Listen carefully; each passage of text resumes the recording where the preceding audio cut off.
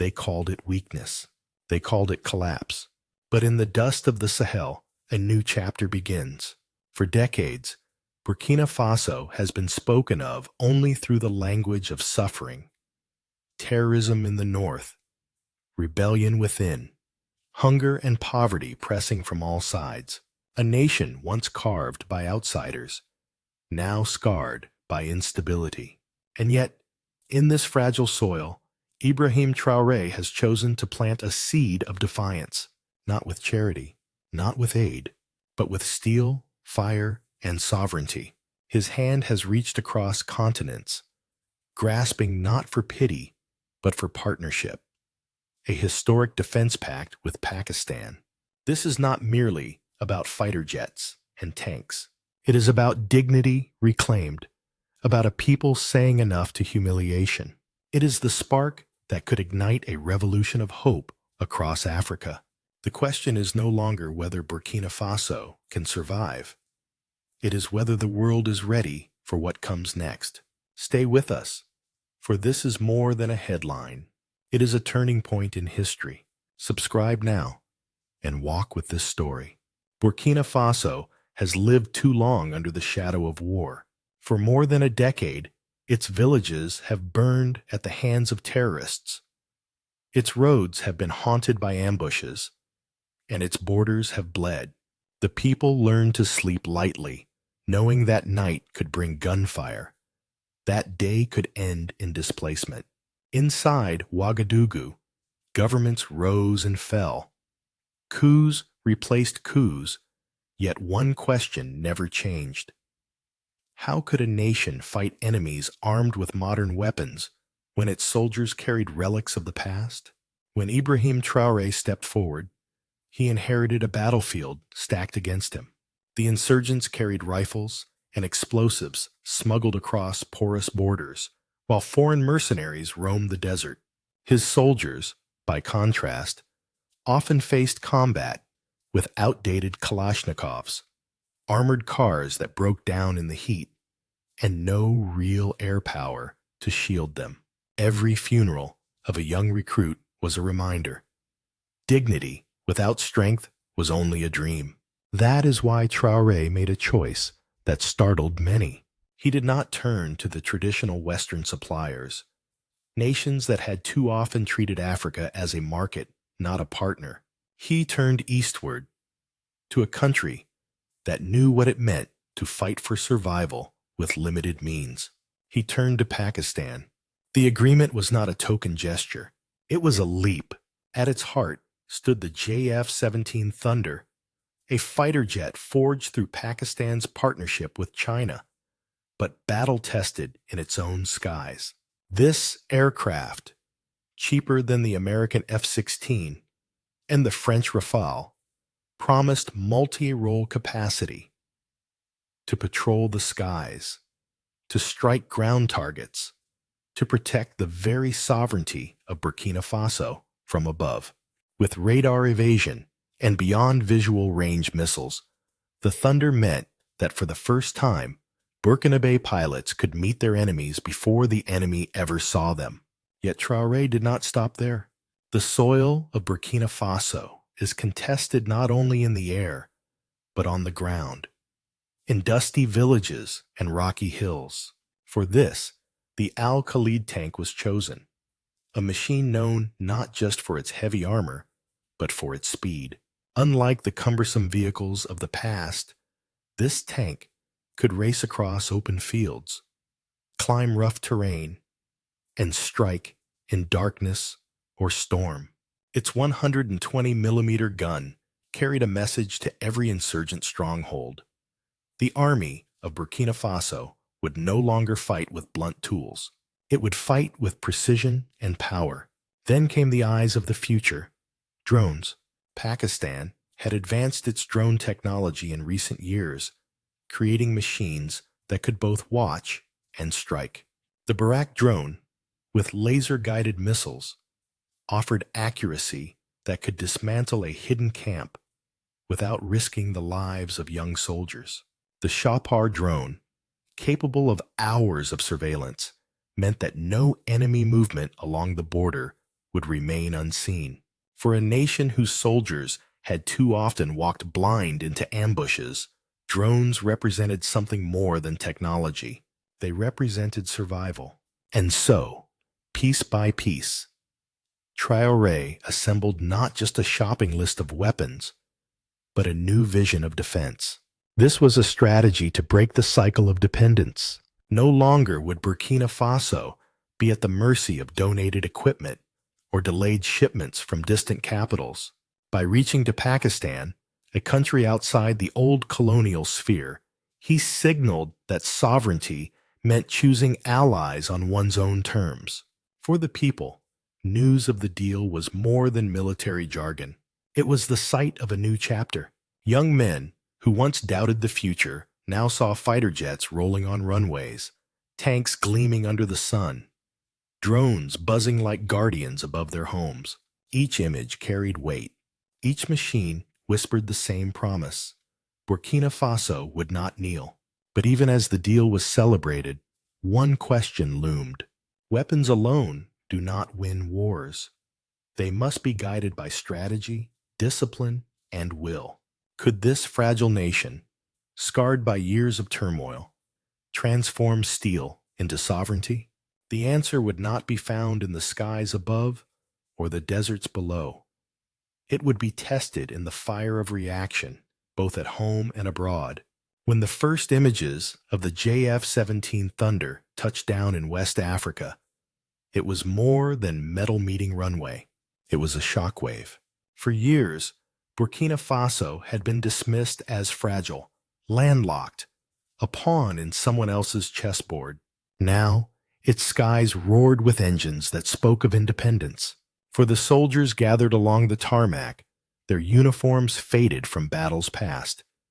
The sight of a gleaming jet was not just military pride, it was redemption. Crowds poured into the streets when the news broke. Some waved flags. Others simply whispered prayers of thanks. Mothers who had buried sons to insurgent violence now saw a horizon where the army could finally defend rather than merely endure. A farmer from Kaya was quoted in a local paper. "For once, our children may sleep without fear." This jet is not only for the capital, it is for the villages. His words carried a truth that resonated far beyond the fields. Within the barracks, morale soared. Traore's speeches to the troops framed the new equipment not as gifts, but as tools of dignity. "These are not foreign hands fighting for us," he said in one address, missing date. "These are our hands, strengthened by our choices." The soldiers repeated those words, passing them like fire through the ranks. No longer the underdogs, they now believed themselves protectors of a rising nation. Yet jubilation was not confined to Burkina Faso. Across Africa, commentators debated the meaning of this deal. In Bamako and Niamey, young activists on social media hailed it as a model of South-South cooperation. To them, it was proof that African nations need not beg for second-hand weapons from Europe or America. They could forge their own paths, choose their own partners, and equip themselves on equal footing. Hashtags emerged in French and English, linking dignity to sovereignty, echoing across timelines. If they can, why not us? But the celebration carried undertones of unease. For neighboring governments, the arrival of advanced fighter jets and tanks in Ouagadougou raised alarms. Some whispered of an arms race in the Sahel. Others worried that such power, in the wrong hands, could destabilize rather than stabilize. Foreign media outlets framed the development with skepticism. Was Burkina Faso buying security or sowing the seeds of militarization? Western commentators, especially in Paris and Washington, questioned whether Pakistan's partnership could undermine traditional defense alliances in West Africa. Inside Burkina Faso, however, such doubts felt distant. To the people, the sound of jet engines was the sound of liberation. Schoolchildren in Ouagadougou drew pictures of planes and tanks, their crayons sketching hope. Local musicians even composed songs honoring the birds of thunder and the lion tanks that would protect the land. For a generation that had known only fear, this was a cultural shift. War, no longer defined by despair, but by the possibility of defense. Still, every celebration carried a shadow. Families wondered how much such weapons would cost the nation's fragile economy. Some elders asked whether aid for hospitals and schools would now be diverted to bombs and bullets. The clergy urged that strength must not replace justice. Yet, even in doubt, there was a current of pride that the decision had been theirs, not imposed by outsiders. Internationally, responses grew sharper. The African Union called for restraint, reminding member states that military buildups must align with peace. In Europe, officials hinted at concern over the shift in alliances. In Washington, analysts debated whether Pakistan's move was part of a larger game, positioning itself as a defense partner in Africa, where Western influence had waned. For Burkina Faso, these reactions only underscored the magnitude of its step. A small nation, long ignored, was suddenly the subject of global discussion. The climax of this moment was not in a single speech, nor a single purchase order. It was in the transformation of perception. Burkina Faso was no longer viewed merely as a victim of terror. It was seen as an actor, choosing, aligning, equipping, preparing. Traore had shifted the narrative from weakness to resilience, from dependence to decision. But beneath the applause and the criticism lay the central test.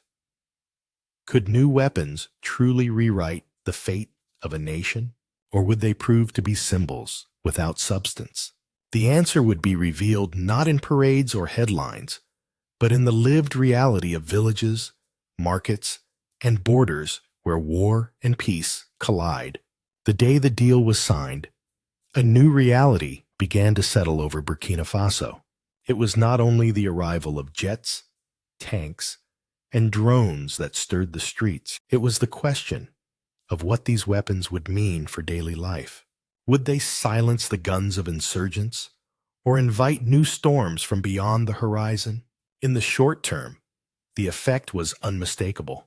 Recruitment stations reported a surge in young men volunteering for the army. Some said it was patriotism.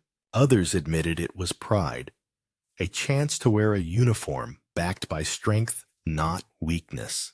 For years, joining the army had been seen as a sacrifice with little reward, a near certain brush with death.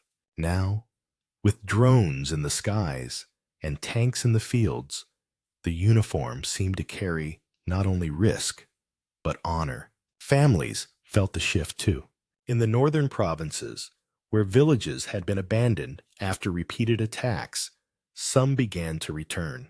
Parents told their children that the army was finally equipped to protect them. Traders reopened stalls in markets once silenced by fear.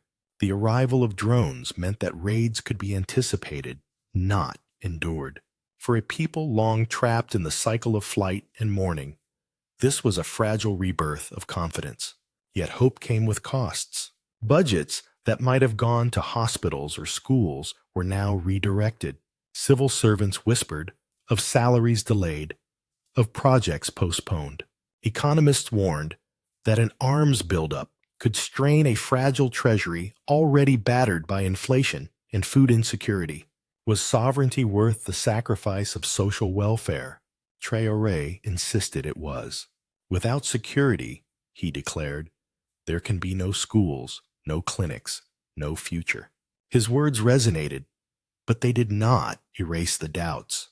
Politically, the deal cemented Traore's position. After the turmoil of repeated coups, he presented himself not as another temporary ruler, but as the architect of survival. His image, once that of a young officer thrust into power, now bore the mantle of strategist. Supporters hailed him as the man who had restored dignity to the uniform. Even critics found it difficult to dismiss his achievement. Whatever their disagreements, few could deny that the leader had shifted Burkina Faso from beggar to chooser. But there was unease. Some voices in Ouagadougou questioned whether such power could consolidate into authoritarianism. History in the region offered warnings. Weapons that defended nations could also silence dissent. Civil society groups urged vigilance, reminding citizens that sovereignty must serve the people, not the ruler. In this fragile balance, the line between protector and oppressor grew thin. Still, the symbolism was undeniable. Across Africa, images of Burkina Faso's new arsenal traveled fast. To youth in Dakar, Bamako, and Accra, it looked like a spark of possibility. If a small, landlocked nation could stand up to its fate, what stopped others from doing the same? Hashtags and conversations spread. The idea that Africa did not need to beg for used rifles from Europe, but could forge equal deals with partners like Pakistan. This narrative was not only about weapons, it was about dignity, about the soil of Africa no longer being tilled only by foreign hands. In the villages, however, symbolism mattered less than safety.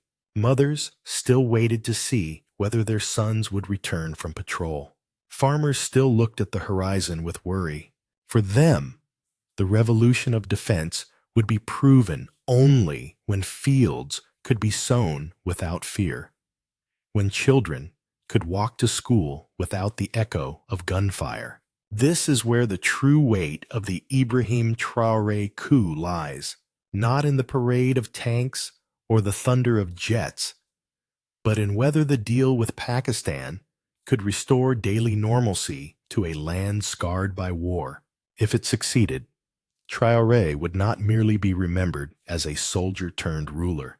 He would be remembered as the man who shifted Burkina Faso from perpetual fragility to resilience. If it failed, the weapons would stand as monuments to misplaced hope. And so, the people wait, some with faith, some with skepticism, all with the same longing, that the guns of their nation will roar not for conquest, but for peace. But outside its borders, the world was already reacting. With suspicion, with concern, with calculations of power that stretched far beyond the Sahel. Beyond the borders of Burkina Faso, the echoes of the deal with Pakistan traveled quickly. It was not only a transaction between two nations, it was a statement, and the world listened. In Abuja, officials of ECOWAS expressed unease. Their communiques spoke of regional stability and the dangers of an arms race in the Sahel. Yet, behind the formal language lay a deeper anxiety. If Burkina Faso could realign its defense posture without Western mediation, what would stop others from following? Mali and Niger had already shifted their alliances in recent years. Now, Ouagadougou was joining that current, further loosening the grip of traditional power brokers. The African Union urged caution too. Its diplomats framed the issue not in weapons, but in principles. They reminded that peace in Africa must be built on dialogue, not firepower. Still, even in Addis Ababa, there was recognition of the symbolism. A nation long dismissed as fragile had negotiated on its own terms. That in itself was a kind of sovereignty. In Europe, the reaction was sharper. French media cast the move as another sign of waning influence in its former colonies. Commentators in Paris wondered aloud, would Burkina Faso become the next domino in a broader realignment of Francophone Africa away from Europe? Brussels echoed concerns, warning that military partnerships with non-Western powers could complicate counterterrorism cooperation. Across the Atlantic, Washington's analysts studied the deal with a different lens. Pakistan, a country straddling multiple alliances, had inserted itself into the African theater. To American policymakers, this was not only about Burkina Faso. It was about precedent, the possibility that Pakistan, China, or other non-Western suppliers could become the defense lifeline for nations that had once looked to NATO. Some voices in the State Department spoke of strategic drift in West Africa, a drift that could redraw maps of influence. For Pakistan, however, the partnership was a victory of its own. Long seeking to expand its defense industry beyond Asia, Islamabad showcased itself as a provider for nations that sought affordable, reliable, and modern equipment. The narrative was clear. Western suppliers offered dependency. Pakistan offered partnership. This fit neatly into a larger pattern, the rise of South-South cooperation, where developing nations traded not in pity, but in parity. And so, while critics warned of militarization, others hailed the move as part of a broader Burkina Faso revolution, not only in arms, but in alliances. To its supporters, the deal was proof that Africa could choose its partners without permission, and that sovereignty meant more than surviving. It meant deciding. But the world is not static. For every alliance forged, there are countermoves waiting. And the true test of this revolution would lie not in conferences or communiques, but in the choices still to come. The dust of history rarely settles quickly. For Burkina Faso, the weapons acquired from Pakistan were not the end of a story. They were the beginning of a test. The nation now stood at a crossroads, where every decision could shape not just its defense, but its destiny. On one road lies the promise of self-reliance, with modern jets patrolling the skies, tanks guarding the fields, and drones watching the borders. Burkina Faso could secure its territory in ways that were once unthinkable. This strength might allow farmers to sow without fear, traders to move freely, and children to study under roofs unshaken by conflict. If harnessed wisely, the deal could become the foundation of a more confident economy, where security enables investment and stability draws partners. On another road lies the danger of overreach. Weapons bring power, but power also tempts. History warns that military strength can become a tool of repression as easily as a shield of protection. If diverted from its true purpose, the arsenal might silence dissent rather than defend the people. Moreover, the cost of maintaining such equipment could weigh heavily on a fragile economy. Sovereignty achieved through steel must not come at the price of hunger or despair. The world, too, will shape what comes next. Allies and rivals will watch closely, measuring every step. Western powers may tighten their scrutiny, while regional organizations debate how to respond. Pakistan, having invested its reputation, will expect results. In this tangle of expectations, Burkina Faso must chart a path that is not dictated from abroad, but chosen from within. For Traore and his people, the future is therefore not written in contracts or communiques. It will be written in the lives of those who walk the roads of Ouagadougou, the markets of Kaya, the fields of Dori. The true measure of this deal will not be counted in jets or tanks, but in whether mothers dare to send their children to school without fear, whether a generation can grow without the constant shadow of war. Burkina Faso stands on the threshold. The seed has been planted. Whether it grows into a harvest of sovereignty or withers under the weight of new struggles will depend on the choices yet to be made. For the world is watching, and history is listening. But only the people of Burkina Faso can decide how this story will be told. Burkina Faso has long been spoken of in whispers as fragile, unstable, a nation forever caught between crisis and collapse. But with the deal struck between Ibrahim Traoré and Pakistan, a new story begins to be told. It is not a tale of dependency, nor of charity. It is a story of sovereignty, carved out through choice, risk, and resolve. The jets that now roar above Ouagadougou are not only machines of war, they are symbols that a people once denied dignity can rise to claim it. The tanks rolling across dusty fields are not only weapons, they are bridges between fear and courage. And the drones circling silently in the skies are not only tools of surveillance, they are guardians of a new confidence, a quiet declaration that the soil of Burkina Faso will not be surrendered. This moment matters because it reframes the Ibrahim Traoré coup. It is no longer only about the toppling of one government and the rise of another. It is about the decision to equip a nation with the means to defend itself, to move from dependence to determination. Twice over, it now stands as a coup of dignity, a coup of arms as well as of will. And beyond the borders, the echoes carry further.